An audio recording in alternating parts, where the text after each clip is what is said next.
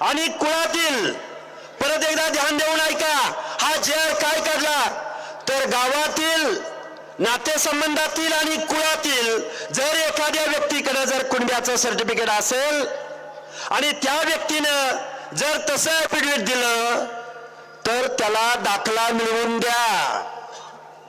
आणि साहेब त्या JR मध्ये, त्या JRच्या प्रस्तावनेमध्ये 2 पानाची प्रस्तावना, एवढी सुमार दर्जाची प्रस्तावना, त्या प्रस्तावनेमध्ये शेवटचं वाक्य असं बोलले की मराठा समाजाला जात प्रमाणपत्र मिळण्याच्या प्रक्रियेत सुलभता प्राप्त व्हावी म्हणून आम्ही हा गव्हर्नमेंट रिझोल्यूशन पारित करत आहोत.